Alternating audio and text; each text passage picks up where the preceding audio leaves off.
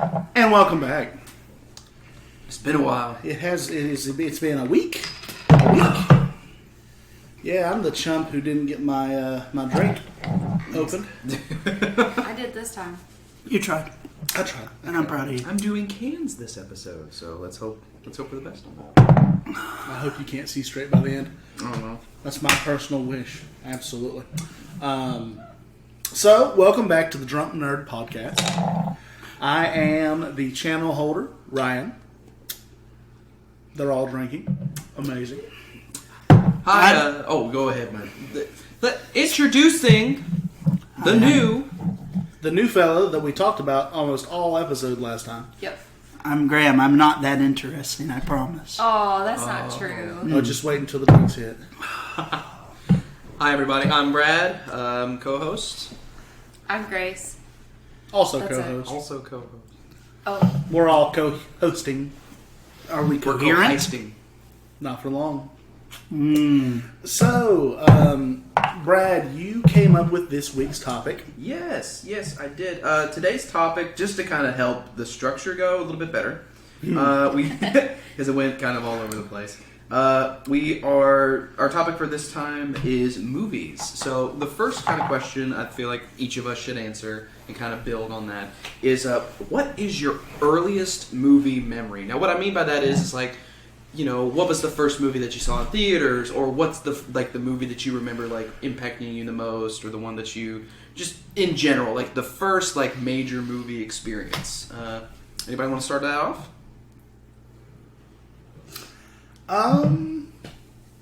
Probably earliest theater experience that like before I became conscious was probably. Oh man, because I didn't get to go to the movies a whole lot as a kid. I didn't either. It was probably going with my Aunt Glenna to a 3D theater to see the third Spy Kids movie. That was Game Over, wasn't it? Yeah, That was game over. That movie. I remember the McDonald's toys. Yeah, I remember the McDonald's glasses. They were giving out glasses that you could take into the theater. I kept those things for years.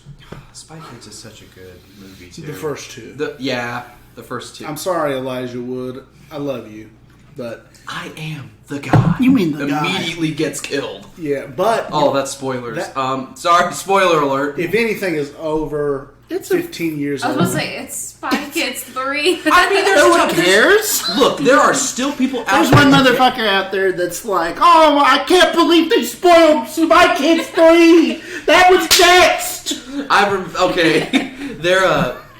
Okay, look, there are still people out there in like their 30s who haven't watched like Spy Kids, not Spy Kids, Star Wars, or stuff like that. So at least if somebody's like, hey, I haven't watched it, you're like, what the heck? It's like, well, sorry. Yeah. Going forward, I think it's pretty safe to say anything we talk about could get into spoilers. Yeah. So at this point, But really, beware. Consider yourself warned. why are you here anyway? Ooh. Spicy. I love you. But no. So yeah, that was probably my first theater memory. Followed up with like probably impacting you as a person. That's going to be a multifaceted question. Oh. I'll go ahead and let somebody else take a shot. Grace, you're up. Okay, well, I don't really have a great answer to this because I watched like those weird like animal movies as a kid, like the ones where like the animals like talked and had dialogue and stuff, like Milo and Otis and shit. The best. Like I just watched weird movies as a Oh no, that's not weird. I watched that too. kid. Every day. I watched it like every day. Oh, I didn't Yeah. watch it every day. But I mean, like my first favorite movie was Wizard of Oz. Okay. Now, we'll put a pin in that because I want to talk to you about the hanging of the Munchkin. I don't think it's real. You don't think? I think it's I don't think it's real. What? I've not heard of this. What is The it? hanging of the Munchkin? Okay, so when they're Apparently- going through the dark woods in the middle of the movie, apparently one of the Munchkin actors was fed up with the movie. The movie's traditionally considered to be cursed. Got up in the background behind the still image of the woods and hung himself. And when they brought the light over it, his silhouette was shining through in the background. Yeah. But if you watch like the newer versions of the movie that they've made and put on DVD, it's like a weird bird walking around in the background instead.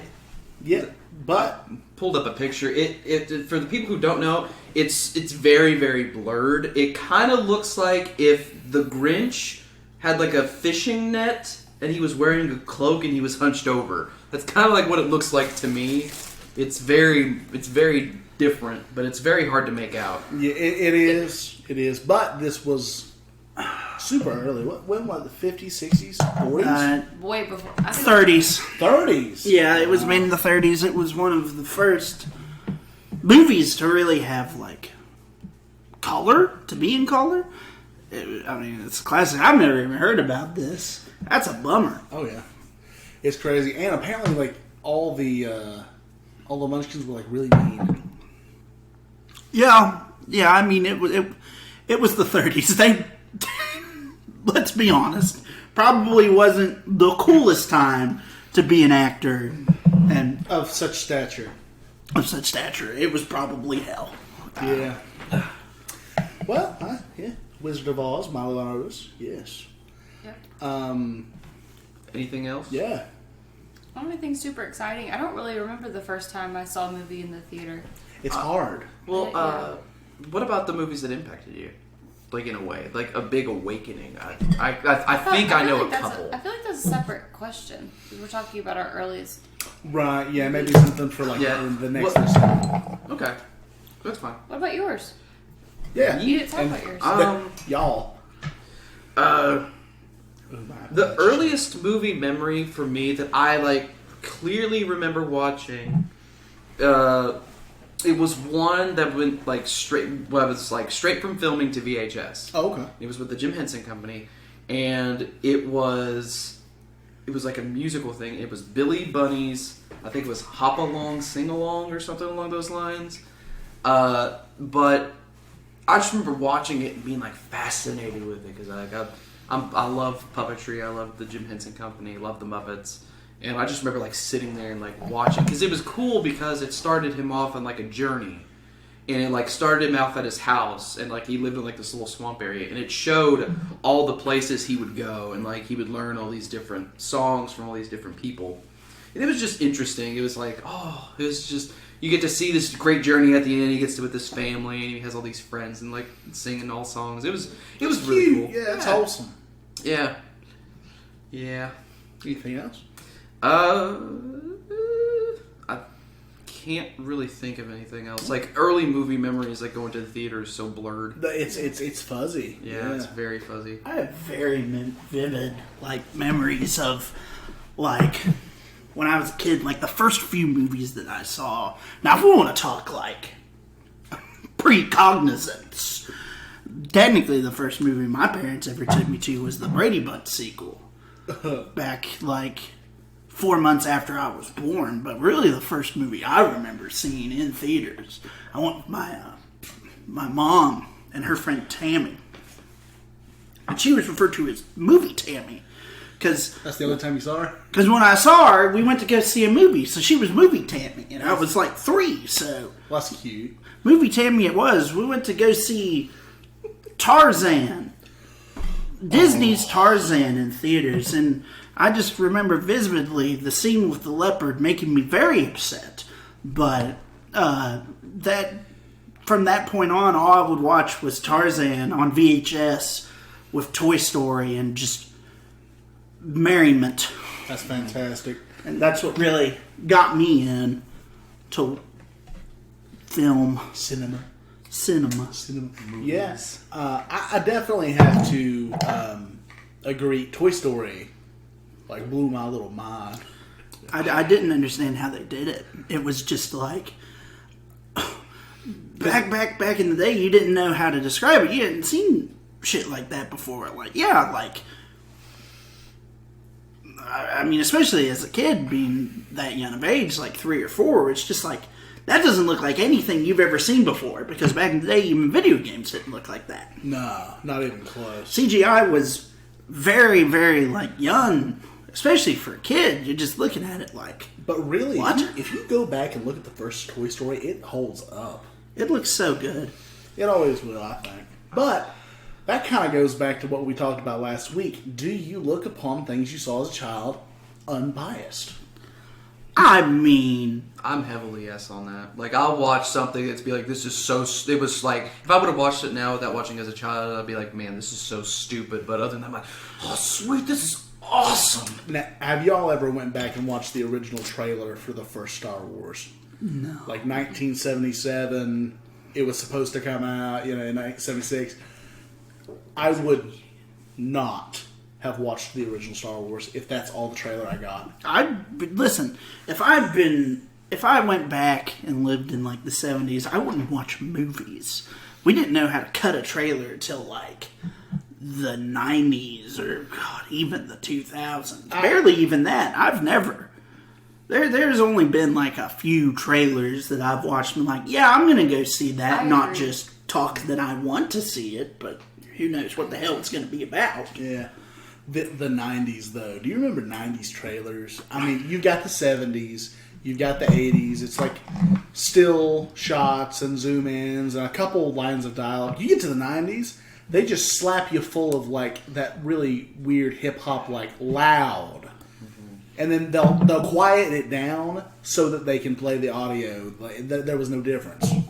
Yeah. Have you ever seen the first Fast and Furious trailer? No. Oh. That's hilarious. Now, the first Fast and Furious was like early 2000s, Yeah, sometime around then.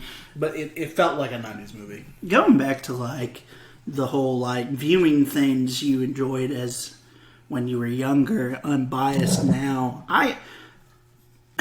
I can say like that's like pretty true. Like the stuff that I used to watch as a kid and that held my interest, it's way different now because I appreciate more than just there's a lot of color and sounds being thrown at my face, or there's nothing interesting happening right now, so I don't like this. That's sort of how I used to be as a kid. I used to fast forward and go through to all like the exciting stuff.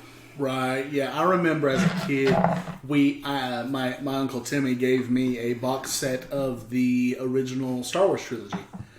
And I remember I would fast forward through all the dialogue. I would even go through the ground war scenes and the Battle of Hoth I never liked. I only wanted to see the end fight between Luke and Vader in Empire. And probably the bar scene from A New Hope, and then, Luke v. Vader again on the second Death Star. But I'm definitely glad that I didn't stay like that. I would be concerned if I stayed like that. Yeah. But, yeah, I definitely see that. Okay. So that's kind of early learning. That's kind of the early experiences. What are some films that you've watched through your life that Really had an impact on you? Yeah, and it could be beginning, middle, like to now. It could be just like a few. There could be a couple spread over years. Who wants to go first? I feel like Brad had something. Brad. Well, it's probably not what you guys probably think. The first movie that really had an impact on me was Jim Carrey's The Mask. And I didn't watch that movie like anytime, but it was like 7th grade, and I remember watching it, and just like the goofiness of it, and like how you come to find out that the mask brings out like your inner wacky self. Like if the character Stanley Ipkiss, if he's just a quiet, hopeless romantic, he puts on the mask. He's a wild, crazy, sex machine. That's all he wants to do. We all wear masks. That's a good point. Ooh, yeah.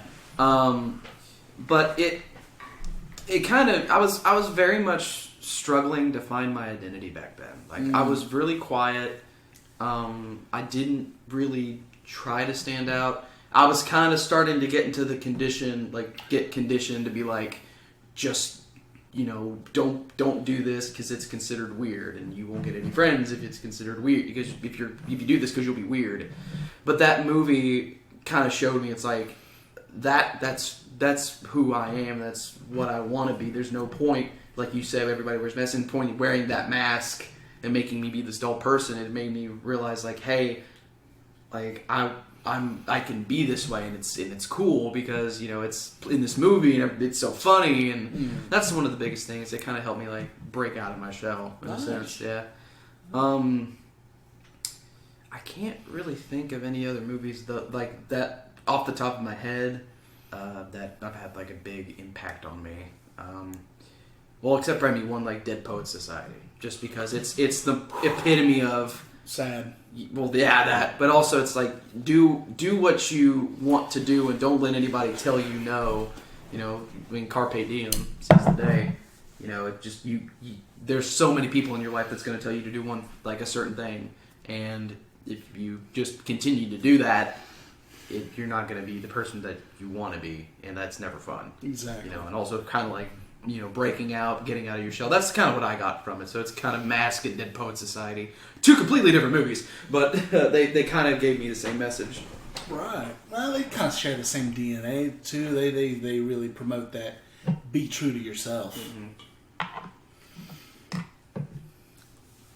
All right, Graham, you're up. Okay.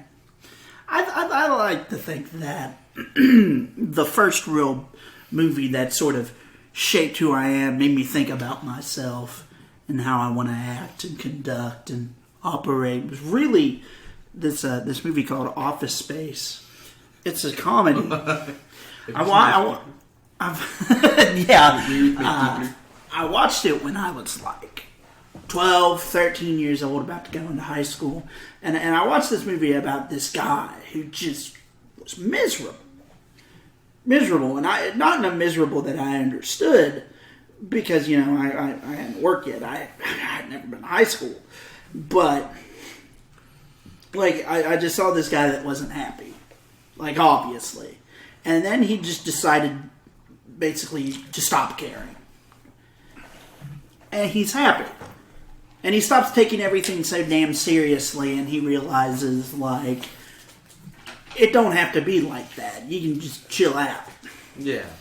Sort of oversimplifies things. So, at that point, it really just made this huge impact on me to just try and relax. Everything doesn't have to be so serious all the time. Just go with the flow and you'll be fine. Yeah. I struggle a lot, personally, with being overly serious, I think. I mean, I cut up and stuff, but, like, generally, when I walk into a room, I've got this horrible look on my face. It's true. Yeah. But that's okay. It's okay. That can happen. As a kid, one of the craziest things that ever happened to me, which, I probably should have been amazing. I probably shouldn't have been watching this as a kid anyway, but my dad really wanted to bond. So he sat me down with so many Sylvester Stallone movies. Like Rocky and... We didn't watch Rocky. We didn't even touch Rocky until I had gone through every single Rambo at the time. Oh. How old were you? I figured that's what you want. 10, 11. Did you watch... I don't even know if Rambo 4 was out. It was yet. not, and we That's got good. so excited, but I got told I couldn't go watch it, obviously. That's probably for the best. Point taken. But have any of you all seen the Rambo movies? I've watched I First know Blood, Rambo, First Blood Part 2. I don't know if I watched Rambo 3, but I know I've watched the first one and the second one for sure. The third one's very interesting. It kind of does a big departure from the whole Vietnam situation, but it also doesn't really leave too much, because now Rambo's messing with the Russians in Afghanistan. We took a huge leap from post-war depression to shooting the Soviets overseas. Like, Post-war depression. Oh, you mean for, like, Vietnam vets? yes. Okay, I got you. Well, the second one, I don't know if you know, he goes back to get POWs out. And it's the movie, those movies are the ones that taught me, number one, that people are not fair, and they do not have to like you. Really shown through That's true. the sheriff of that little town. He just wants a burger, but because this cop doesn't like the way Rambo looks, he doesn't want the stigma that comes with some people's opinions of the Vietnam War. No one asked Rambo; he just wanted a burger. He was That was Hash Brown, folks. He's back at it again. yeah. Did you do this last time? Oh yeah. Amazing. And then we Love to get see it. this really crazy flashback sequence where they're wanting to shave him, and they're not really thinking anything about it, but he starts like wigging out, and he starts remembering that they were cutting him. Yeah. They were restraining him, and they were gonna shave him for his appearance in court. But then he starts flashing back to the Viet Cong having taken him, just cutting him for fun to torture. Yeah, there was also another scene there where they forcefully give him like a shower, like they're throwing powder at him, That's and they have right. a hose, and they're in like A this fire hose. Yeah, and they spray him. And there's a scene where like he cuts to him, and he's in a pit. And he looks up, and it shows The sky, and he's trying to get out. like the soldiers are pouring Pig excrement. yeah, like human, like all just basically all kinds of waste on him, and it's just like, ooh, it really makes you think. Exactly. And then you get to the second one with the thing that Murdoch ends up doing, the commanding officer. And that was the first time I ever really saw a film adaptation of betrayal. You really need to watch those movies, Graham. They're really good. But enough about that. I'd say that the Rambo movies, and then those kind of taught me. They kind of laid my foundation for my general sense of patriotism, I think. And then we ended up watching the Rocky movies immediately after, and that kind of showed me the kind of guy I'd like to be. I'm on the block. Yeah, we're doing fine. It's fine. I don't really have to fight, but whatever. I'm just doing my life, kind of a thing. So those probably, and then I started getting into the mafia movies because of my grandfather Wig. But I'll probably touch on that a little bit later and let someone else talk. I think I'm the only one left, right? You are. Yeah. Okay. It's you. Well, I didn't really take a lot from movies that I watched as a kid. Like, I kind of just watched them for fun. I never really watched anything as a kid where I was like, oh, this really, means something to me. Or, I feel like I'm learning something from this. I guess, my first experience with a movie where I, felt attached to it was when my dad, I was 14 or 15, he was like, I really want you to watch this movie with me. It's my favorite movie, and I really want to watch it with you. And so it was Blade Runner, the original Blade Runner. It's his favorite movie ever. And we watched it, and at first I was like, I don't get it. And he's like, just watch the movie. We'll talk about it when it's over. I like that. And I was like, okay. So I watched it, and then at the end, I'm like, this, I don't get it. He's like, well, let's talk about what happened. And then we just kind of sat and talked about the movie and what the deeper meanings to it. Because if you kind of watch the original Blade Runner, on the surface, I don't really know if you'd get anything out of it. That's just my opinion. But it's kind of the undertones that really give you the meaning, and you kind of understand the story better. Yeah. That was the first time I'd ever watched a movie where I had to think about what was going on, why I was watching it, and then me and my dad kind of shared that going forward. We would watch movies that he really enjoyed, and we would talk about it and kind of analyze the deeper meaning to it, and that kind of shaped how I view movies as an adult. Mm-hmm. I was sort of the same way with my mother. My mom basically just spent most of her life raising me by showing me things she liked and teaching me lessons from that. She would sit down and we'd watch her favorite movies, and she'd just try to create a little her, which is cool. She showed me all of these movies. The first one, the one that I have picked up and took with me all my life, was The Princess Bride. Oh, that's such a good one. I remember after just a bad time I was sitting with my parents, and they said, "Here, we're going to watch this movie. And we really want you to watch it because we think you're going to like it." And we watched it. And I just saw how much they loved it, and I laughed. I didn't really understand it all at the time because I was like, I don't know, 6 or 7. But I was paying attention to it, and I really enjoyed, like, just the adventure of it and just how it was always fun and always on. And that just is just really what I love about the movies. Just having a good time, seeing people enjoying something and wondering why. And The Princess Bride just sort of just really represents that, for me at least. So I understand where you're coming from. Yeah. And it's also really kind of wholesome, too, in a sense, because... Spoiler alert again.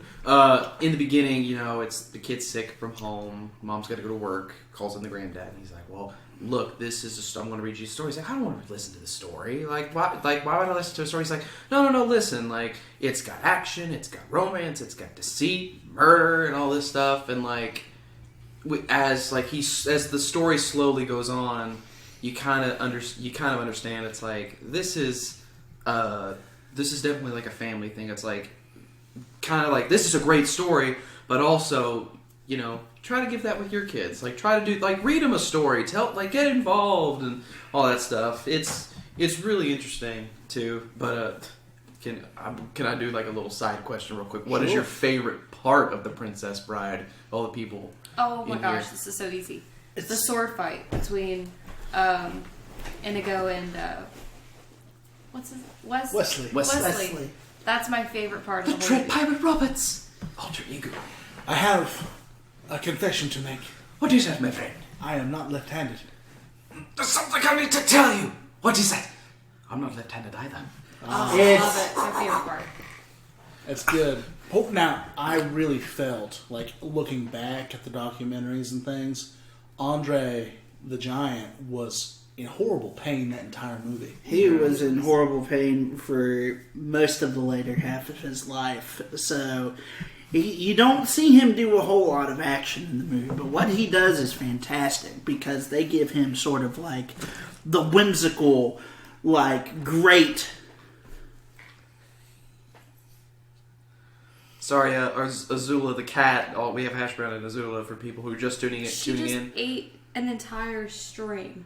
I can't wait for Chewed you it to up find and that later. swallowed it. Oh my Yeah. gosh. Sorry, guys. Yeah, for those of you who are tuning in for the second podcast, we are doing this at me and Grace's house, and we have 2 cats that like to join in. So if you hear bottles clashing or meows or a distant cat fight, that's what's happening. Or if the podcast just sort of stops and you hear dead air, it's because they're doing something and we don't know what the hell what. Yeah. So that's what's happening. But to go back into it, like about Andre, he was in so much pain. He was almost like the comedic relief of the movie. Yeah, I would say he was a better Chewbacca. Than Chewbacca? I don't know if I'd make that type of comparison. He was definitely one of my favorite parts of the movie. The parts where he's just rhyming and his fight with Wesley is definitely one of my favorite parts as well. Oh, hello, pretty lady. My favorite part is probably the just the entire ending where they're just going through the castle, just trying to find Humperdinck, trying to find the 6-fingered man, and it's just this like real tension of where the hell are these people? Yeah. And it's just everyone crashing into each other, and it's just this great climax. And that's probably my favorite part of the movie. My favorite part is actually before the big sword fight scene. So what happens is like the princess of the movie gets kidnapped, and by these 3 people for like bandits for hire, I'm gonna guess is what they are. Mm-hmm. Career criminals. Yeah, career criminals, and they climb up this giant cliffside. And here, you know, Andre the Giant's character, he's climbing it for him because he's big, muscular dude. And then here comes Wesley. Well, at the top, they cut the rope up on the top of the cliff. And they're like, oh, he's dead. Ha ha ha, it's so great. And then they look over, and he's still climbing up. He just grabbed onto the rocks. And then it's like, oh my gosh, well, if he comes up here, then kill him. He talks to the sword fighter guy. And it's the party. He's like, hello down there. And he's like, hello. He's like, would you like some help? And he's like, no, because of like something, blah, blah, blah. Like, it's like, oh, you know, I can help you if you want. And he's like, well, if I help you, I have to kill you. And he was like, well, that does put a damper on our relationship. He's like, but I hate to wait. He's like, well, you're going to have to. Yeah, so I think that's my favorite part. Yeah. The cliffside scene is really one of my favorites as well. I enjoy the banter. The banter's really good. That's exactly what it, That's because why I like this word it fight. takes a turn. Because at first it's just, oh, it's a fairy tale. It's just a fairy tale. And then you get to this scene and it's so intellectual and like, it's so funny because it's not like, there's actually like real banter that could happen and be like, oh, well, this is perfect. It's like the bad guy's like, well, I could help you, but I'm just going to kill you. And he's like, well, that does put a damper on our relationship, so it looks like you're just going to have to wait. Exactly. Now, I do enjoy that, but speaking of intellectual, I do enjoy the absolutely false intellectual poison scene. Because by this Yes. point, we all know he's an idiot. He Yeah. didn't fall? Inconceivable. I don't think that means what you think it means. So get using that word. I love it so much. But so I clearly cannot accept the drink in front of you. It's hilarious. Mm-hmm.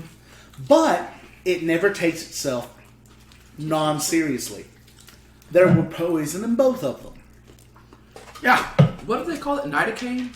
Uh-huh. Nidocaine, yeah. Yeah. Oh, Which one's the poison? The battle of wits has begun. both. But no, the probably my favorite scene is the cut from the story to the old man and his grandson. And he says, oh yes, where were we? Ah, in the pit of despair. But and this might just be something horrible, but I've always been fascinated with torture scenes in movies.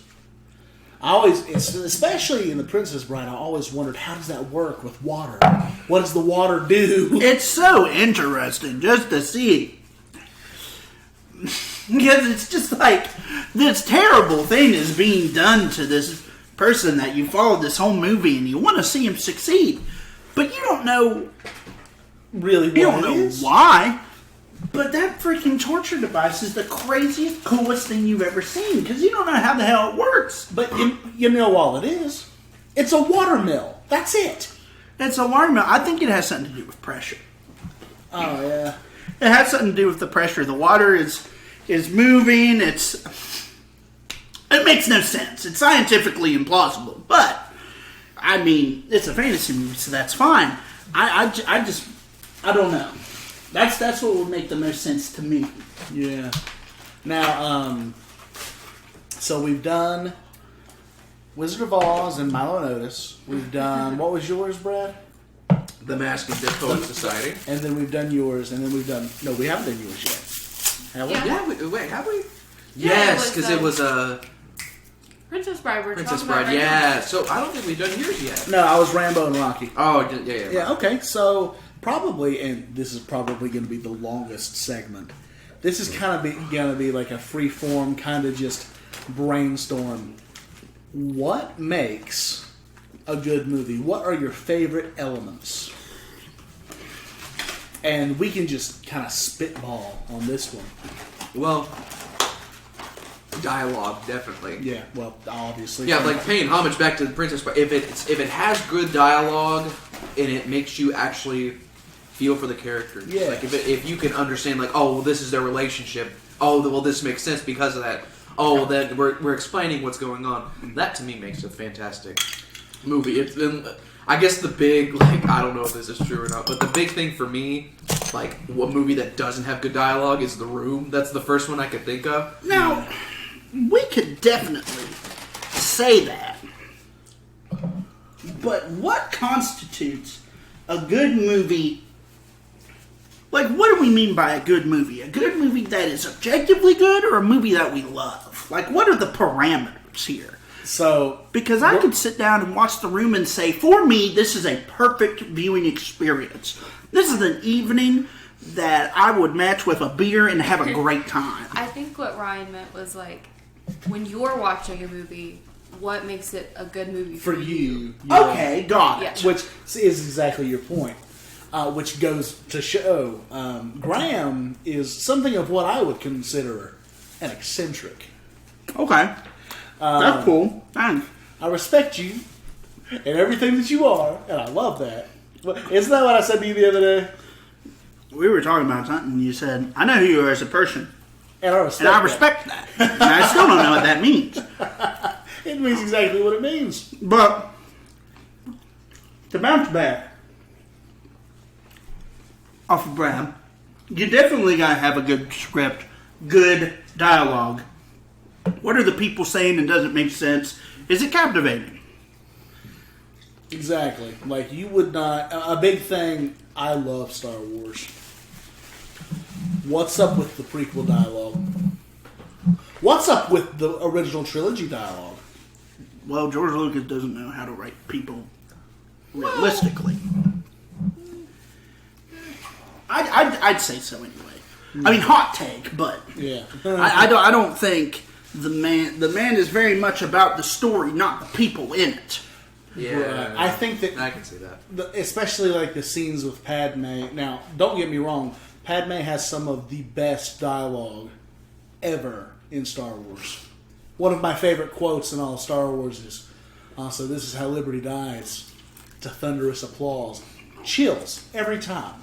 And it's also kind of funny to pay homage to that too. Empire Strikes Back. George Lucas wrote the script. His mentor in film school, he asked him if he could direct it. Exactly. And there is the scene where Han Solo is going to get dropped into carbonite, and it's one of the most, to me, one of the most well-known Star Wars Scenes. dialogues ever. Leia's like, "I love you," and he goes, "I know." I only learned this because me and Ryan watched Empire of Dreams. That was actually not the original script in like the way that it was in the script. That wasn't the actual dialogue. And they ran I into love that. you. Oh, I love you too. Yeah, and it happened twice. It happened in the scene where Leia's in Bespin and Han's in Bespin. They're talking about Lando. Like in the movie that we see, like Han's very much like, "Hey, look, it's Lando. He's fine." And then Leia's like, I don't trust him. Something is up with him." And like you watch in Empire Dreams, they show it. She's like, "Something seems to be wrong with Lando," and he's like, "It's okay. Everything is." It's very like, I hate to say it, but very kind of like sexual in a nature. Like it's, for lack of better terms, it's very much like, it seems like they're both trying to seduce each other with the like, well, you know, We're I think talking it's about bad. Lando, but we're not talking Yeah, about Lando. but then it's actually like they're talking about Lando, and I guess, you know, and like the director, from what he said, it's like, we ran that scene hundreds of times, and he's like, and it just didn't work. And he So said, you let the actors Yeah. do what they feel. Yes. They had an entire movie to Yeah. get connected. yeah, that's so. I actually, Graham, you know, I do agree with you, because sometimes dialogue doesn't work, you know, for sure. But I get, maybe I should rephrase that. That's my fault. I should probably rephrase my saying is that basically the way that the characters interact with each other. Their Their chemistry. That probably does that sound a little bit better? Yeah. Oh. Yeah, so their chemistry, yeah, definitely. Like, as much as I hate to call back to The Room, you know, to me, I'm sorry, but to me, it doesn't make sense. Of course, you know, it's like, I did not hit her. I did not. Oh, hi, Mark. You know, it's like that kind of, it's like, well, what the fuck? You were angry, and then like, oh, hey, what's up? What's up, Steve? It's like you remember that you were an actor for a second. It's, for those of you who work in retail, it's like talking crap about a customer, and then that customer comes in, you're like, hey, how you doing? It's like, oh, it's like, Dave, I hate Dave. Dave walks in, oh, hey, Dave, how you doing? You know, it's that kind of thing. And we've all worked retail, too, so I'm pretty sure we all understand, like, that feeling. I'll say right now, there are only two reasons why I will remember your name. I either love you or I hate you. Oh, yeah. Yeah, that I got two people off the top of my head. I'm like, oh, if I saw them in the street, I would probably give them a mean glance and then drive off. Oh, no. I know you, Brad. You just look the other direction, buddy. Okay, so dialogue. Okay. Yep. What are some movies for everyone that had just either, for you, Graham, unique dialogue or really memorable dialogue? You know, kind of something like that.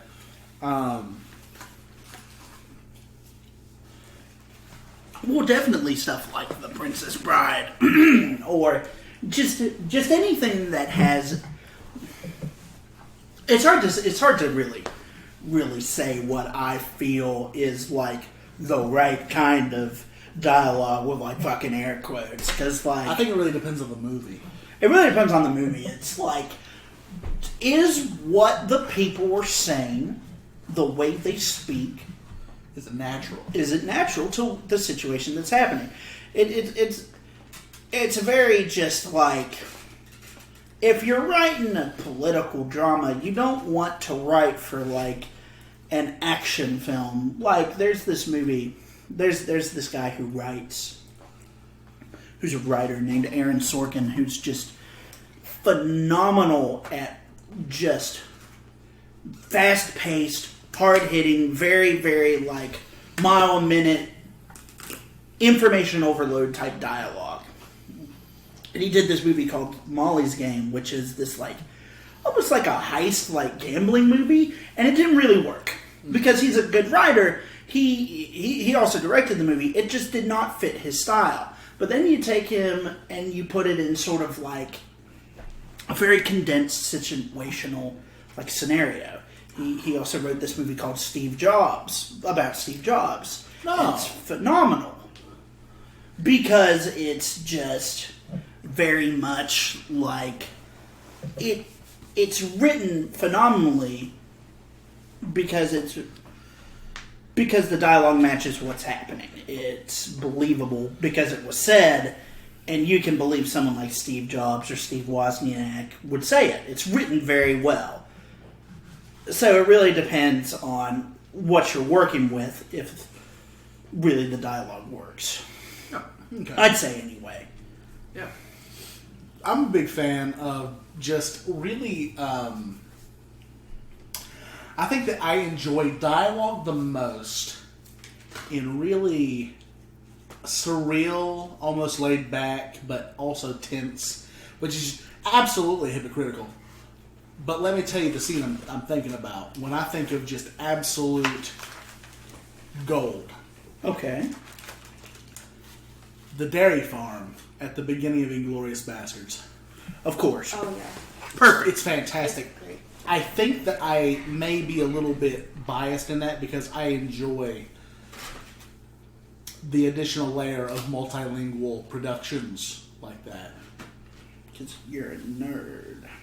This is the Drunk Nerd Podcast. Wink. Patent pending. TM. I've actually not seen that movie. I have to check it out. It's so What? good. I've not yet. Okay, so I'm a little fact about Brad, and Grace can attest to this.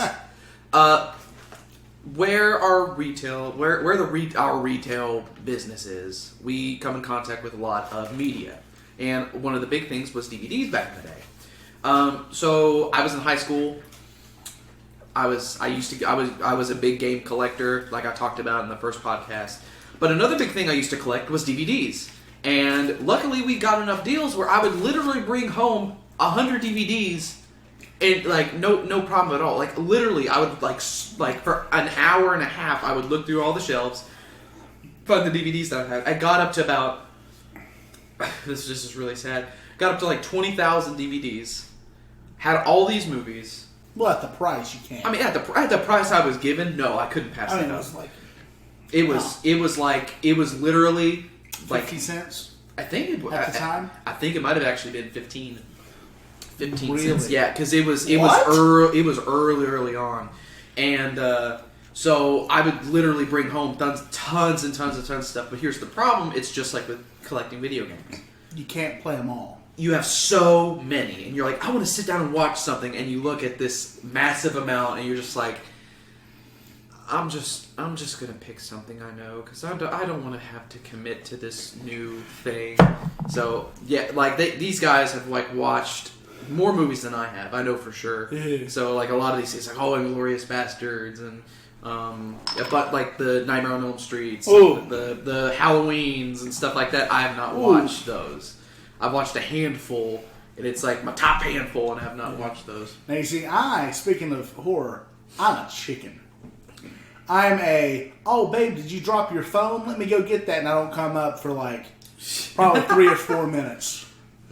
That's true. But tell me a little bit about the dialogue, though. I really want to know because it seems really interesting. Well, so what happens is we really set the scene. You get the little what do they do like slideshow cards. In 1940, whatever, the Second World War was raging. Germany occupies France. Yes. Okay. And you get this... What was the music like? I always think it has very Western vibes.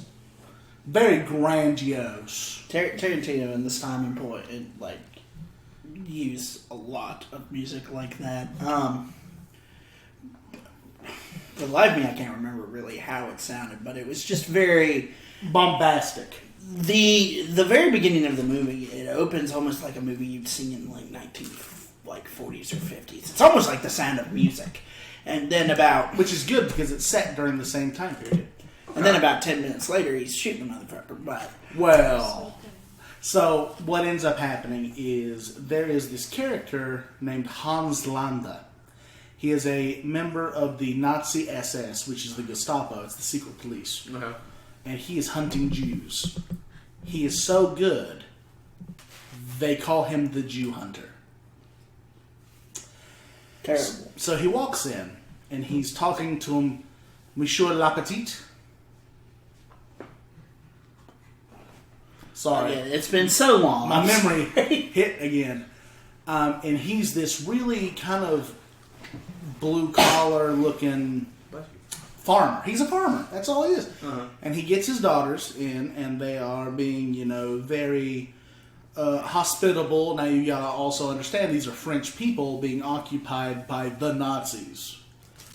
And they're speaking in French, and he says, I have decent French, but would you prefer to speak in English? And the entire beginning of the movie, you're reading the English subtitles, but with the French dialogue. Mm-hmm. Seamlessly, without a camera cut, the actor switched to English. And he says, would you like something to drink? He says, you know what? I don't want whiskey. I'm at a dairy farm. I want milk. A Nazi is sitting there conducting a Jew investigation, drinking milk. Damn. That's actually kind of like really cool. No ambient music. Oh, so it's just silent.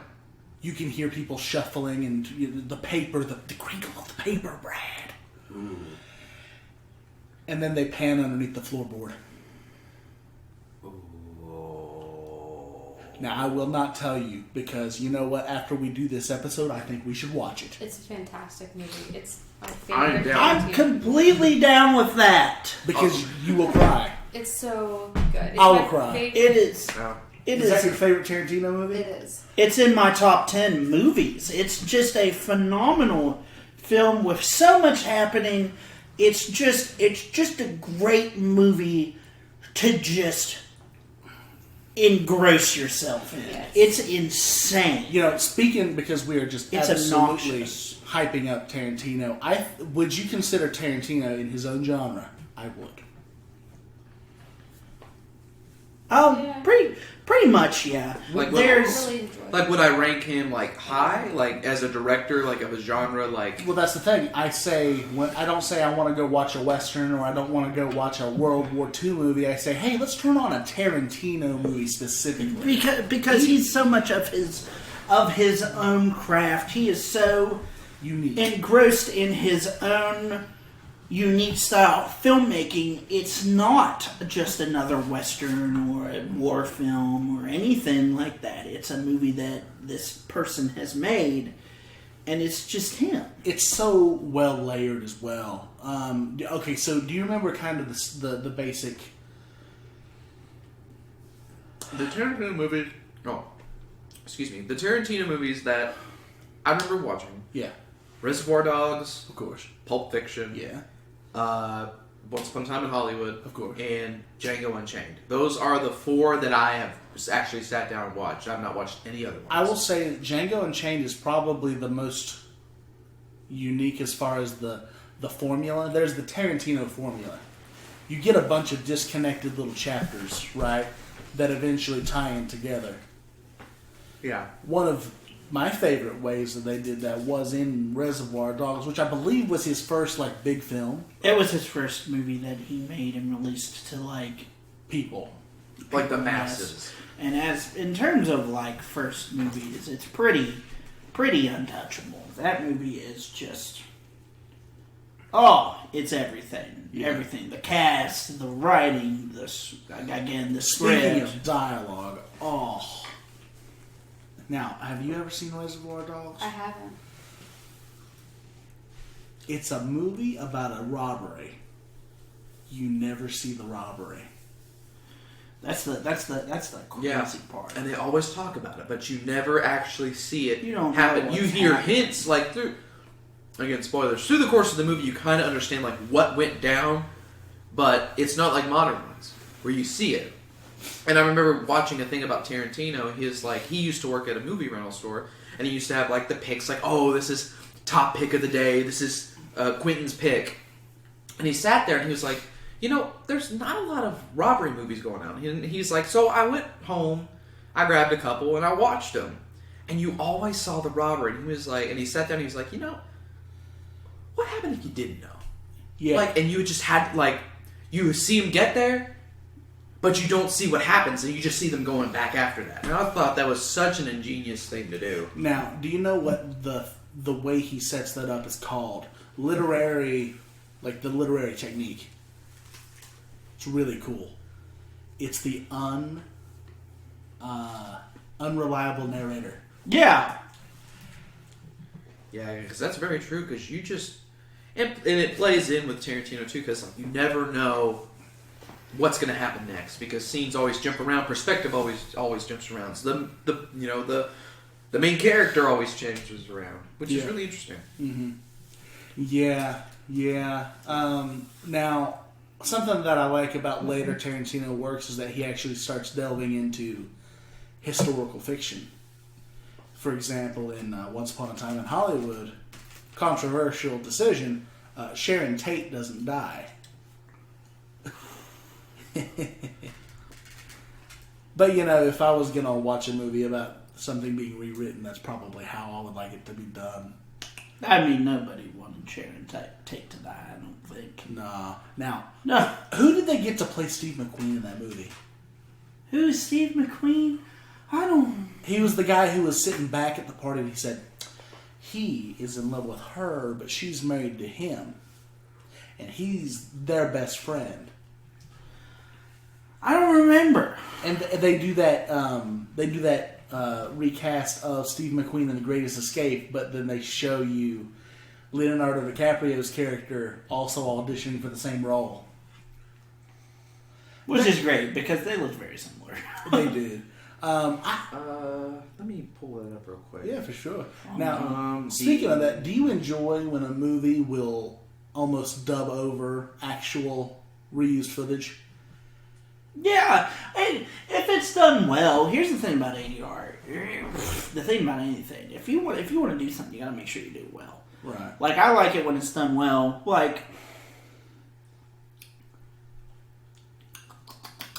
It's really dependent on just does it fit? Does it make sense? Why are you doing this? And that's for anything. Okay, I got 2 examples for you, and I want you to tell me which one was better for you. Have you seen Forrest Gump? Yes, yeah, absolutely. Do you remember when he steps and picks up the little black girl's notebook? Oh yeah. And then he's back from Vietnam and he's getting I gotta pee. I got shot in the buttocks. Oh, Yeah. I'd like to see that. And he turns around and he goes, oh! I think that's an example of it being well done. Right. To get back to that, who played Steve McQueen? The actor who played Steve McQueen in Once Upon a Time in Hollywood was Damian Lewis. Oh! That was him. A resident encyclopedia. Who's Damian Lewis? Damian Lewis is he's not that well known, but he's really great in most things that he's in. I think he's in the show that my mom likes called Millions, and he was in Band of Brothers, and he was actually also in Homeland. So he's in a lot of good, just Overall productions. yes, really good serious stuff. But he's good. Speaking of good dialogue, who all has watched the Hannibal Lecter movies? Oh my gosh. They were some of my favorite movies ever. I recently... Except- Go ahead. Except for Hannibal. Really? Well, I love Red Dragon. I don't like the original. Silence of the Lambs? Well, No, that was Manhunter. Manhunter. I don't Yeah. like that. It wasn't No. very good. Red Dragon was fantastic. Silence of the Lamb was fantastic. Hannibal, I hated it. Because of the Jodie Foster recast? Yeah, and I just don't think it just didn't maintain the same energy The suspense. as the other two. And the novels were so good. I've not been able to read them You yet. have to. You have to. They're so good. Now, I really enjoy the character of Hannibal Yes. Lecter, which Anthony probably Hopkins is just... Now, you know that energy he gives? Yeah. He gives a very similar energy in Westworld as Dr. Ford. Oh. He's very good, very, very, very philosophical. Yeah. That dialogue is fantastic. Absolutely. Like, Quid pro quo, Clarice. my favorite, actually, Silence of the Lambs, the dialogue in that is good. Like, I really like it. But Red Dragons is fantastic because it's that scene. Wills gets asked to go meet with Dr. Lecter. He goes in there, Lecter's laying down, and Will's just sitting there on that chair, and you hear just him, "That's the same atrocious aftershave you wore in court." He's like, keep getting... good. Oh, and just the play, and then especially he's like, "I mean, it was you who caught me." He's like, "I didn't know. It wasn't me who catch you." He's like, "Well, then how did you catch me?" He looks and goes, "You're insane." And then that pause, and then you see Lecter's face changes where he's calculative again. He goes, "You look tan, Will, and your hands are so rough, not like a cop's hands anymore. And that aftershave you wear has a little ship on the bottle. It was picked up by a child, was it not?" Just So good.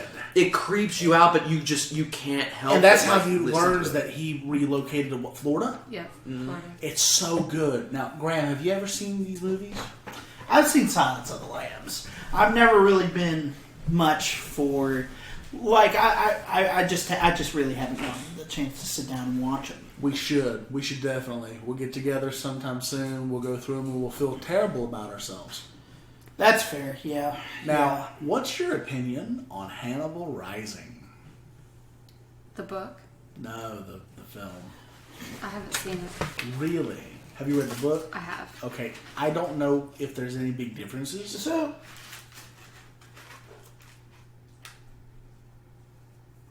they're based on books, right? Oh yeah, Yes. the books came first. Okay. Hannibal Rising was also the latest book as well as the latest movie. Yes. And it was written... It's like the prequel. It's like Hannibal's story of How he got the way And he I don't is. actually enjoy it as much as I do the original... Silence. The original books that he wrote. It's, what's the author's name? Thomas Harris. Thomas Harris, yeah. Yeah. I mean, it wasn't bad, but it kind of got to a point where, and I'm kind of this way with a lot of books and movies, or in general, I think sometimes when authors or directors get into where something becomes very successful, they start to make more of what made them successful, and it becomes too much of their successful, like Star Wars, for example. I think that newer Star Wars movies try so hard to be Star Wars movies that they lose. They're the not essence. being movies instead. It loses the essence of why you loved it in the first place. When you feel confident enough in doing one thing very well, you stop being confident. You become comfortable. Yeah. And you start to let your own like oh man, we're Wingstop. We make wings. People love them. We don't have to try. Or like we're from Buffalo. We make buffalo sauce. They're gonna come here and eat it anyway, so they don't try. So that's the point. Yeah. I feel that way. Going back to what we were talking about earlier about Quentin Tarantino, I feel like he's gotten so successful at making a Quentin Tarantino movie that he works way too hard to try to make a Quentin Tarantino movie. Yeah. I thought Once Upon a Time in Hollywood was one of the worst movies I've ever seen. Really? Because I think that it might have been an example of him toning down his own formula. I don't think so. I think he took it. He's taking himself too seriously, and he tried to make a movie that was more intellectual and people, the normal audience won't get it. And I see. This movie He's trying to be quirky as a gimmick, is what you're saying. Yes. I think I kind of understand what you mean. Yeah. I don't know. I still feel like that movie is great. It's almost like it's probably the most different Tarantino movie. Yeah. As far as the formula goes. You know? I don't know. I'm still looking at it and I'm like, oh, that's the way the cameras move, the way. Oh, again, that's Hash Brown and Azula fighting, guys. It's not anything crazy. It was me. Don't say that. We'll get people's. Oh yeah. The angers will rise. But yeah, you were saying About what the way. Excuse me. The way the dialogue is written, the way the camera is handled, the way the characters basically move, interact. I might say it might be the least Tarantino-y film, maybe. I don't know, but I'm still watching it and going like, yeah, Quentin Tarantino directed this. well, yeah, it's definitely got the DNA, but I think that it as far as his. I think that he did take a particular stand on the intellectual aspect of his movies. Because they've always been kind of philosophical. They've always made strange points that you're like, oh. But what did they really say in that movie? There were all of the random scenes of Sharon Tate going around, very painting the picture that she was really just a person. But what did it do for the plot? Nothing. Well, I'm not meaning to speak for Tarantino. I think if you see that movie and you know the ending, I feel like that really plays to this woman didn't do anything wrong. She doesn't deserve to die. Well, absolutely. So he's just trying to hammer that point home. Like, no matter how much he changes the ending of her life, it should have never happened in the first place. He just showed, oh, this terrible thing happened to a person that didn't deserve it. Yeah. And it's just this normal woman going about her life as an aspiring actress in Hollywood. Yeah. I actually enjoyed watching her. Her scenes? Yes, I mean my biggest beef with the movie was the ending. I thought it was the most ridiculous. Over the top. It wasn't. That's why I can't just go like, yeah, this is. He's really trying to break the formula, and then you get to the last 15 of the movie, 15 minutes of the movie, and it's everything that he's ever done. It's just like if Reservoir Dogs had the budget, it's insanity. I mean, it doesn't. I don't know. I feel like you watch because the movie's like all of 4 hours, 3.5 hours. It's ridiculous. It's was very it the flamethrower that got you? It was just that whole scene, like, it was just silly. I felt like I was watching a kid's movie. I'm like, this is goofy. It doesn't make any sense. Like, I don't remember the name of the character, but he smokes the cigarettes dipped in acid. Cliff. Old Cliff. Why not show him seeing this and how he would see it if he was high on acid. Like, the whole thing was just dumb. I just Right. thought, not to be like, you watch this whole movie, it's a slow burn. You know, you watch these characters, you get attached to these characters, you see how they grow. You watch Sharon, like, you get really attached to everybody. And then you're expecting this really, like, meaningful ending, and it's just like you like said, you got two 13-year-old boys, and you said, write a ending to a movie where they kill everybody, and it was just like the most ridiculous stuff. And You know, I do see your point. Yeah. it was just kind of What, silly. The minute you said 13-year-old boys, I was like, okay. Yeah. Yeah, and it wasn't. Do you think I felt that like he, it- do you- I'm sorry to interrupt you. He probably. I was gonna ask, do you think he did that like To reel in his old fans. so? Like he wrote that. I feel like maybe that was a directorial decision. He wrote this script, and he was following through something different, something to be creative. Because it genuinely was. It was different. It was interesting. It wasn't like a standard Tarantino film in a sense up to that point, Yeah. at least for me. And then at the end, he's like, Very strong change in tone. I have to do something. You know, I have to, you know, like maybe something got talked through directors or something happened to him personally or just, I mean, when people are making a movie, you don't know what they're going through, you don't know what they're thinking, but it's definitely like, okay, I gotta think of something. And then Yeah. I gotta play it safe, you know, I gotta balls to the wall, let's do Right. this. If I was going to trim that last little bit, I would keep the acid trip just because the context was interesting. I would keep the dogfight. Yeah, that I'm not gonna lie, I love that scene. I would get rid of. I would have probably not had the little pasty faced little young black haired girl screaming so bad. Yeah. And- Just always kinda Yeah. like- Probably that the flamethrower, even though it's a cool tie-in to the beginning of the movie. But I would have probably had more of a better time seeing a flashback of what Cliff did to his wife.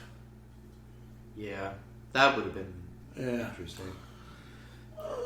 The original ride though was just so. The first time watching it, I think was the best. Number one, I had some shots in me. But kind of get back on like the topic of movies that influenced you. I don't think we covered everything, did we? Like, did everybody? We did dialogue and then we tangented. That's what it was. Like, what makes a movie good? Exactly. So definitely dialogue. We've been talking about dialogue for a while. What else Good. do you think? Good characters, really people you like, people not necessarily people you like, people that you want to watch. Like you watch American Psycho not because this terrible person is killing these innocent people. It's because Patrick Bateman is insane, and you're watching him just chew up the scenery, and he's just a remarkable character, and he's doing these terrible things, but you don't really care because he's entertaining you. Yeah. No matter what the hell that says about you, but still, it's a good movie. Yeah. You watch movies to see people that you want to watch, that you enjoy, that you like, that makes you, think of people makes you basically interested in. Yeah. What are some of your top characters in cinema? Absolutely, like Patrick Bateman. My gosh, someone else. Brad, what's your favorite? Who's your favorite? I have to think. My favorite person, I think, in cinema. What? Like, is it just based off of movie? Like a character I love most in a movie? Yeah, characters. Okay. Anything that maybe not your favorite, but most intriguing, most compelling, something that makes you think. One of the things, just kind of thinking about stuff that like makes me think. Grace actually showed me this movie. It's The Secret Life of Walter Mitty. Oh, stop! It's such Because you see this man, he's dressed like an office drone. He's wearing a short sleeve button up, black tie, black pants, black shoes, and this last roll of film that he needs because he works for the cover of Time magazine. Is it Time? Yeah. Yeah. You know, he needs this, and it's lost. And he always has these dreams of going out and living this adventurous life and seeing all these And you things. see it like he like zones out while he's at work and like has all these like crazy Daydream daydreams fantasies. and Yeah. so And like, yeah, I you think that see everyone can relate to that. Yeah, and like he eventually he's always holding himself back. And then when he finally gets to a point, he's like, I gotta do this, he lets himself go. And all like the time when he's in Office Drone, he's either not smiling or it's a fake smile. But when he's actually, one scene I can think of in particular, he's skating down this mountain, like longboarding down this mountain, and it's the most real smile that you see that this character get, because he's having that adventure. Yeah. He's breaking out of this shell and he's going into this wonderful world of ours and getting to see things. And like, you see him at the beginning of the movie where he's dressed up as an office drone, and at the end he's dressed like is it Sean Penn?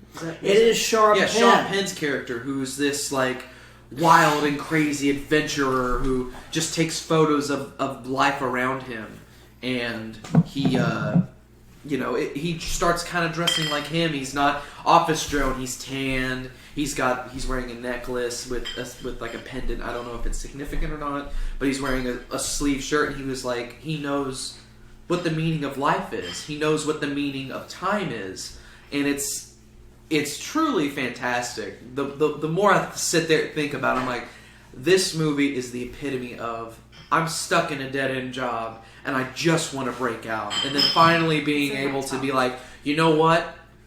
If I make it a priority to be happy and go out and see life, I'm going to do it. yeah. That's a great movie. It's in my top 5. Nice. Now, that was Ben Stiller, yeah? Yes. Yes. I really think that he's a slept-on actor. He I really think so, too. is. He really is. Another character that I kind of like, just because I feel like that character is real to me, at least, it is Ray Liotta from Goodfellas, because he really has that. Ray Liotta just has that look, and he kind of has that charm to him that just a gangster would. Oh, yeah. Like, Character's name's Henry Hill. yeah, Henry Hill, yeah. Like De Niro, he plays that cunning, like rich money, gangster, Terrifying. Tommy. Not Tommy, it was Jimmy. Jimmy.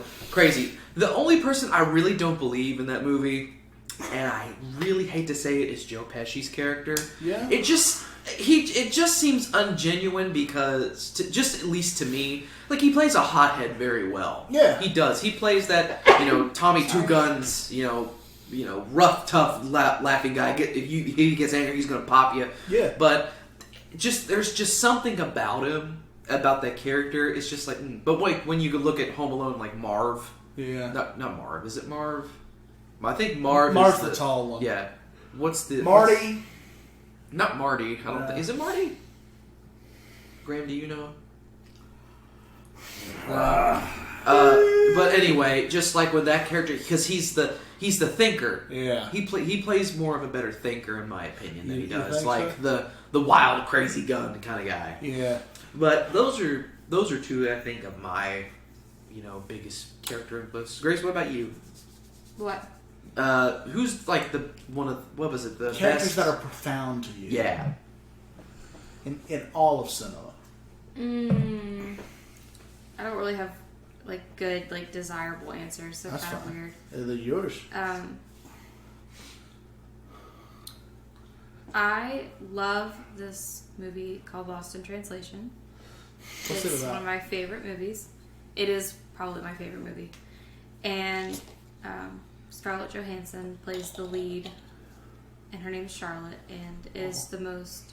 She's just... It's one of the... It's like we were talking about, like, what makes a good movie for you. What makes a good movie for me is when I watch a movie, I want to not think I'm watching a movie. I want to like watch the movie, and I want the story to be compelling, and I want to experience it, but I don't want to be sitting here thinking I'm watching a movie. Right. I'm watching this movie. Yeah. And that was one of the movies that I watched it, and I felt like I was watching someone's life more than watching a movie. I just love her character. What's the movie about? It's so hard to explain. It's not hard to explain. She's Get lost in married. translation. She's married to a photographer, and they're in Tokyo, and he's there doing a shoot, and she's kind of like it's kind of like Secret Life of Walter Mitty. She's kind of like in a point in her life where she's stuck. She doesn't really know who she is or what she wants, and she meets Bill Murray's in it, and he's playing like a washed up actor who's gone to Tokyo to do like an ad for something to kind of help just make money because he's no longer relevant in Hollywood. So it's kind of like he meets her and she meets him, and she's at a point where she doesn't really know who she is, and he kind of doesn't know who he is anymore. And it's kind of like them getting to know each other and like finding relevance with each other on a different level than what they were looking for in their day-to-day life. Like, I don't know. It's hard to explain. It sounds really dumb, but it's really good. Yeah, it is kind of like that too. Like when you watch it, it's not like you're watching a movie, like you said. It's really as if, like, plus the way the cameras are, it's like you're literally sitting down with them next to them. Like one scene I remember is I forget her name, but she's in the Scary Movies franchise. The blonde. The blonde one. She's in the Overboard reboot. Ashley Tisdale. She's in Cloudy with a Chance of Meatballs. Jesus. No, it's not Jesus. No. I'm sorry. Too Jewish. But the husband is likes that woman, and she's this like new age like actress, like, oh my god, like flirty gurdy, and you see Scarlett Johansson's character notice this, and she's just kind of like, what, why are you so invested in this girl? Like, why are you trying to look, why, you know? Anna Faris. Anna Faris is her. Anna Faris. And you sit there and you're like, that's killing me. Yeah, you can see like when Scarlett Johansson's character says something, it's like, oh, well, that makes sense. And then you like her husband's character is like, well, why are you saying that about her? Like she's just trying. It's like, dude, like really. And I didn't notice that until like I watched it again with Grace, you know, with you, I should say, to the people, you know, and it's just like, wow, dang, you know. Yeah. Oh, let's see. Sorry, the drinks just hit, and my eyeballs feel like they're like out of sync. I could continue. Go, my child. Oh, you weren't ready. There you go. So there's this movie. There's this movie from like the very early 2000s called Sideways. That's about these two friends, lifelong friends, who go across wine country. Because one of them's like this wine connoisseur. And he takes his friend, hell was his name? Lyle? Something like that. Across wine country, basically, as their like bachelor trip for this guy's wedding. And it's just this deep meditation. One of them is just this asshole who's very outspoken, very, very sure of himself, confident, cheats on his soon-to-be wife all the time, and his friend, who's played by, this guy's played by Thomas Hayden Church, the other one's played by Paul Giamatti. And he's very quiet, he tries to be the nice guy, but he's very self-loathing. And they both have qualities of each other that they love and qualities of each other that they hate. But the important thing about the shit that they hate about each other is stuff they wish they had. And they play off each other very much because Paul Giamatti character, he's just this guy that wish he was more outspoken. He wished that he could be the guy that would ask that cute girl out. And just have this confidence that his friend has. And his friend is this bastard that just wishes he could be a good guy and just calm down for a change. And I see a little bit of myself in both of them. It's a very, very good, like, duo. And I think about them a lot when I think of characters and just how well written they are and how profound, like, my feelings about them are. Nice. I think that some characters that very much fill my, like, mind. I've got 4 about. Okay. One would be, we've already talked about him, and this is probably because I've recently completed an entire marathon in the past 2 weeks, is Dr. Hannibal Lecter. Because there's, at some points, that I begin to get a little bit of a disassociation with the morality about him. Do you know him well? Especially when you start to pay attention to exactly who it is that he eats and why he does that. They're rude, they're pressing, they're, doing this thing. And sometimes he doesn't even... I think that the ones that probably mean the most to him are the ones that he eats. Whereas if he just gets you out of his way, you're more of a gnat. Do you remember in Hannibal when he discovers that the investigator is the descendant of Francesco de Pazzi and hangs him out of the same window that they hung Francesco out of? Which, if you are a gamer, you do that to Francesco de Pazzi. You hang him naked in Florence in Assassin's Creed 2. In like the 3rd or 4th sequence. Really, really interesting. He had a son that aggresses Ezio in the very beginning. Viri de Pazzi. Regardless. Dr. Hannibal Lecter's one. I think that also, because I'm a nerd, I need a little Jedi Master Yoda sometimes in my corner, telling me that failure is the greatest teacher sometimes. Fun fact, sometimes Ryan's working on his book. Yeah. Be like, Brad, I need to write my book. I'll walk up to him and if I quote Phantom Menace horribly, I go, Master Ryan, want to write, have you? Yes. Because in the movie, if people haven't watched it, there's a scene where Yoda comes up and there's Qui-Gon Jinn, and he goes, Master Qui-Gon, want to say, have you? About the trial of Anakin Skywalker, trying to get him into the Jedi Order. Yeah. Now, which do you prefer, the CGI from the remaster or the younger puppet? Puppet. Puppet. I think it's just the Puppet! Because the puppet, to me, makes it real. Because if it's CGI, you're like, it's like, oh, that's CGI.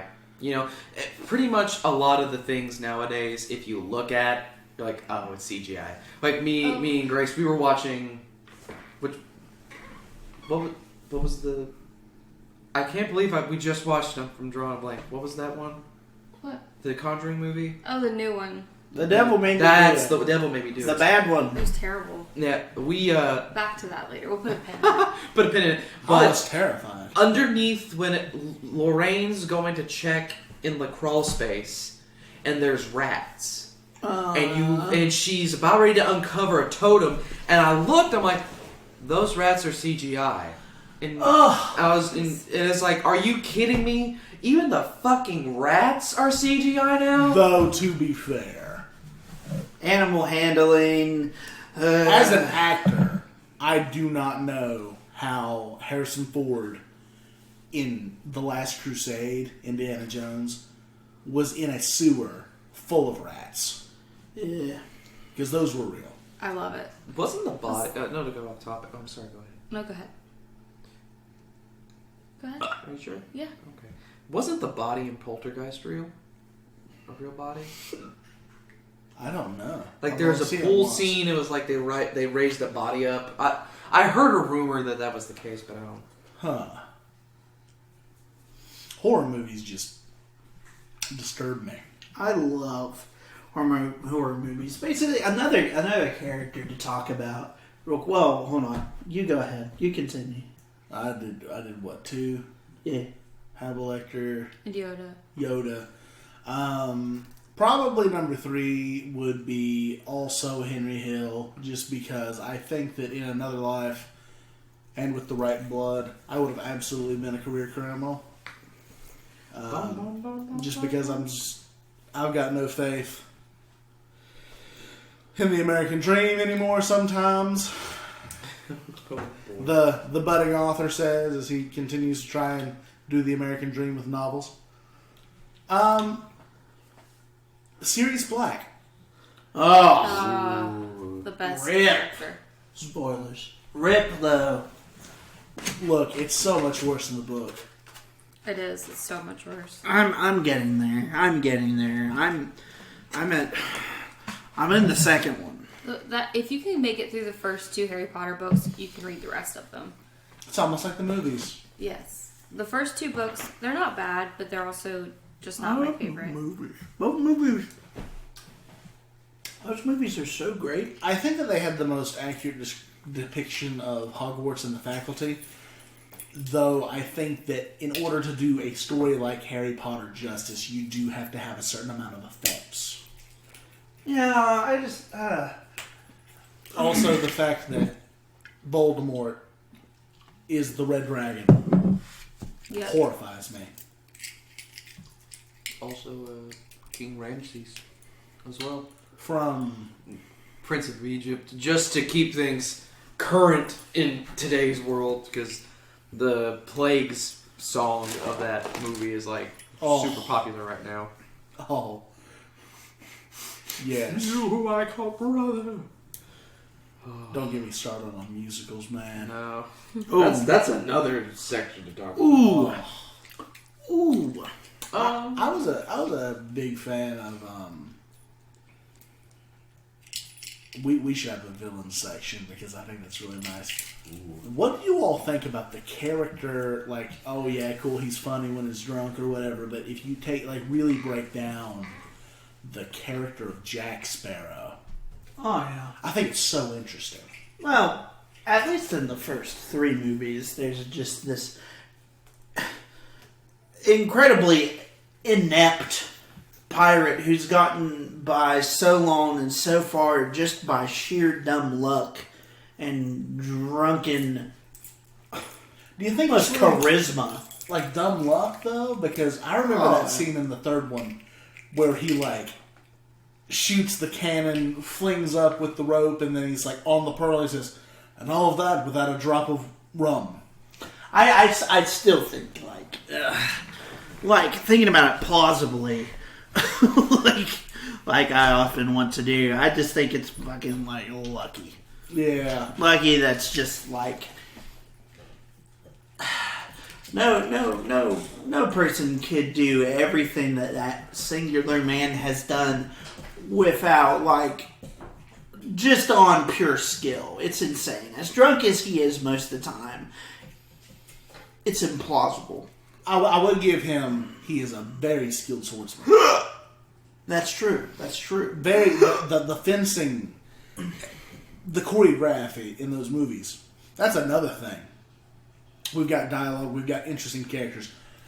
Choreography and set flow, I think, is super important. My favorite scene out of all those movies was from the first one. It was when Will and Jack first met, and they're fighting tavern. in the the blacksmith shop. And at the very end, Jack pulls out that pistol, and he's like, This isn't meant for you. "Yeah, let me go." And he's like, "No, I won't." He's like, "Come on, let me go." And he's like, "No." And then, of course, he cocks it. "This bullet's not meant for you."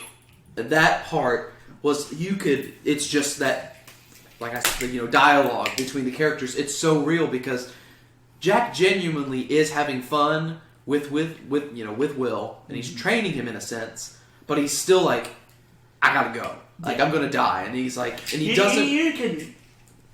Oh, sorry. No, that's okay. You can in the movie, at least to me, he really doesn't want to hurt him. No. But Yeah. he's like, "Dude, if you don't move, I'm gonna have to hurt you." because I'm not being captured by them, and you aren't letting me leave. So there's something that has to happen here. Yeah. Do you think that Jack went easy? I think that he was just trying not to kill him. But I think that Will is talented enough to have went toe-to-toe with Jack. Well, yeah, absolutely. He went toe-to-toe with him for 10, 15, maybe 20 minutes. Yeah. He was... Multiple times, and then we've got that whole follow-up in the sequel yes. with Norrington, who's probably one of my favorite characters of that season. Because Norrington's just... Half the time, he's just a freaking prick. But he's bound by his own code of ethics. There are some things he just wouldn't do. There are some lines he wouldn't cross. That makes him a good guy. Yeah. But if you really think about it, these are pirates. Yeah. He'd do these terribly, he'd double cross Will and Jack because they are in his eyes The problem. by his own moral compass bad men. Yeah. He would never betray someone he respects like that. Like Elizabeth. Yeah. He never turns his that I can remember. He never is rude towards person that he respects, like Elizabeth or Elizabeth's father, or until Beckett he finds Beckett to be sort of like this not morally decent man. Yeah. He sort of goes, maybe not. I love those movies. They're just good. They're just probably one of the best examples of classic blockbusters in our time. I think they're the last big popcorn movie that's not I have to say, it's probably one of those movies that even throughout its time, it's still relevant. Yeah. I would consider that with, The Breakfast Club. Definitely I would throw it in there because if you could you could turn on The Breakfast Club for any high school or middle school student, and they'll be like, oh my gosh. There's one character, especially those movies, especially Bender. Bender is especially a character that's just in the 80s, people must have lost their mind seeing someone that But he was realistic. the future of the youth. He definitely was, because kids don't, just because they're kids, they don't have to have good things going on. Yeah, exactly. That. It's unrealistic. Bender is very much one of, up to that point, the most realistic depictions of kids, and that entire movie in general. That movie's freaking amazing because you find these kids that couldn't be more different. Right. In just this, I gotta go into school because I got in trouble for some bullshit reason that they say is important. I'm pretty sure it's not. But I got to go into school in the morning on my day off and do nothing for God knows how long. 3 or 4 hours, right? And this, most of the morning, maybe some of the afternoon.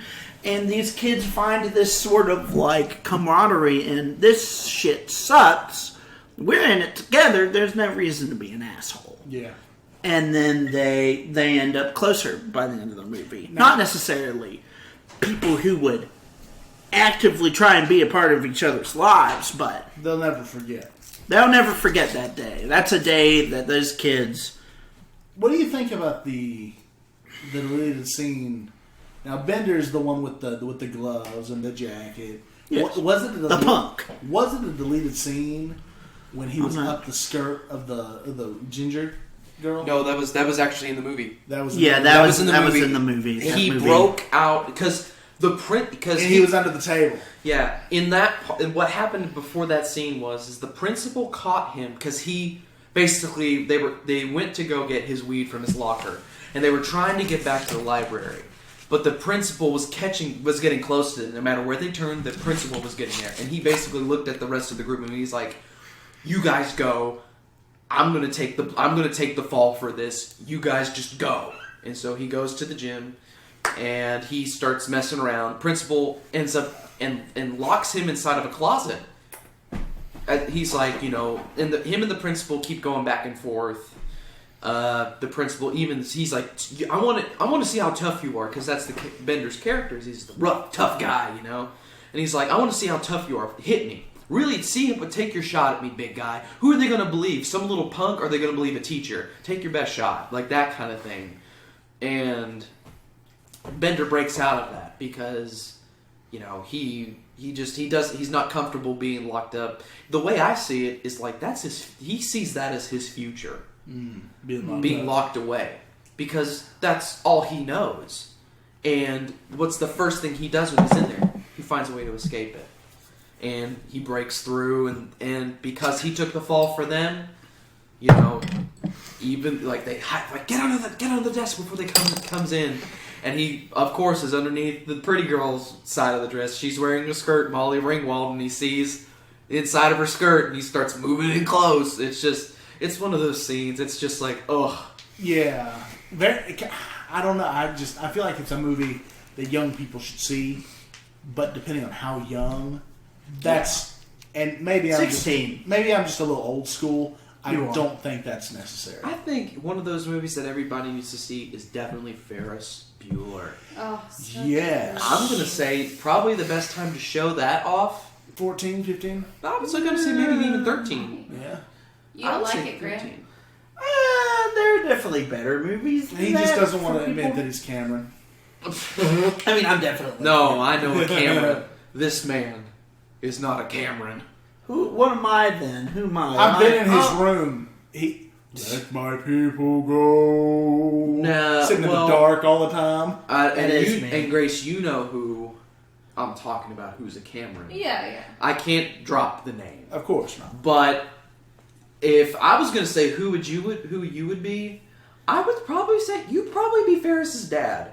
The only reason why I say that is because he has this strict kind of job. He's got to be professional, but when he's by himself, he lets himself go. He does his thing. Like whenever they're out in the float and they're singing the Twist and Shout, he's in there. He's just dancing. I'm like, that to me, that's Graham, because Yeah. he's like, when you're serious, you know, you get the stuff done and you do what you got to do. But when you get the chance, you're laid back and you're you.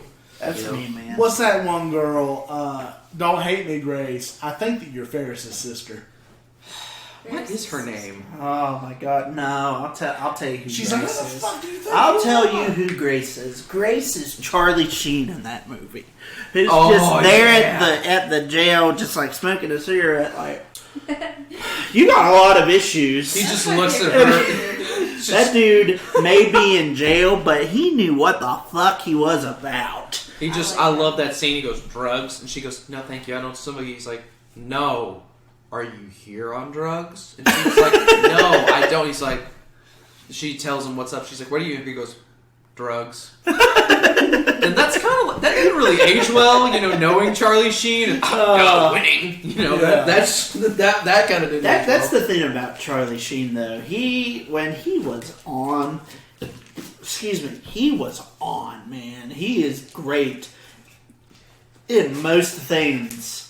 He was fantastic. Speaking of most things, real quick, just because I'm curious, and we'll go straight back. Best Schwarzenegger movie? Predator. Predator? Predator for me. Yeah. Predator. I have to think. Yeah. Is it Total Recall for you? Get your ass to Mars. Get your ass to Mars. It probably has to be T2. T2? I have to be very, That is a really very. good one. I hate to be just so like. It's a good movie, though. Yeah, absolutely. It's very predictable in Now- answer, but that movie is just. You should absolutely watch the rest of them. Yeah, I know. I watched the important one.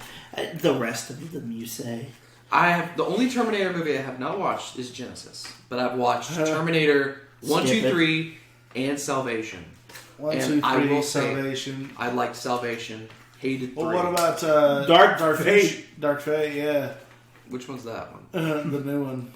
Oh One where God! Linda Hamilton I thought it was comes just back. Genesis. Oh, yeah. that was a new one. It was worse than Genesis. It hurts my soul.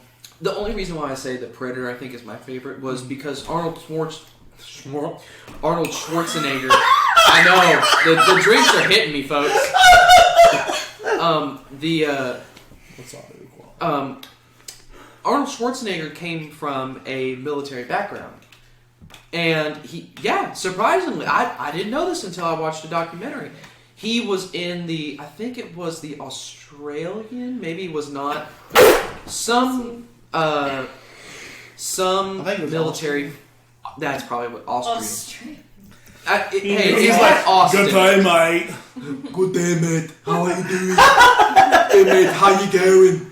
But he was in that, and he was a military personnel. But I think he got discharged because he was a bodybuilder. If I'm remembering right, he left his post at the barracks, or left the barracks to go do a bodybuilding competition, and they found out. So when you see him as this military person, he's very fluid, and I like that. I really like that because it's very much he has that serious face to him. However, when you watch Commando, you're like, oh god. But in Predator, he does it. He does it very, very well. Right. I'm going to change my answer. It probably is Commando. Because that movie's freaking great. Come on, stick a knife in me. You're getting tired.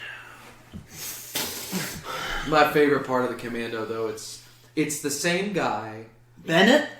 Is that his name? I can't, because I don't think it's Mac. No, it might be Mac. I thought Mac was from Predator. Yeah, Mac's from Predator. But anyway, we don't know his exact name, but he's the African American actor who has the minigun with him, and he is in Commando as well.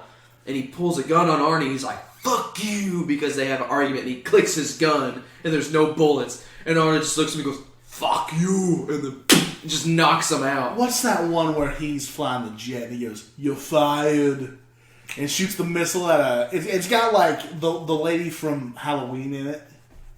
Jamie Lee Curtis? True Lies. Yeah. True Lies is incredible. That is also a great movie. It has a scene with Jamie Lee Curtis that's incredible. Yeah, I bet. It's great. Yeah. I gotta say, there is only one other scene like that really is like kind of stupid, and it's from a movie that's supposed to be stupid. But it's Ace Ventura when he hooks up with the girl, and all the fucking animals like, rah, rah, rah. He's just, and it's just like one of those things that's like, wow. Or like the Naked Gun, where they actually are like in the condoms, they're kissing each other. That's funny. I don't know what it was about that, like, that era of movie, like, that, I almost, like, group Ace Ventura and stuff like that, The Naked Gun, in with, like, Look Who's Talking. Ooh. You know? Ugh. Yeah. No. Not at all. But it is winding up time. Not nearly as long as our first one, but we did start a little bit later. So we're going to go ahead and cut. This was Ryan. This was us. This was us. This was Graham. This is Brad. This is Grace. Keep drinking. Keep watching shit.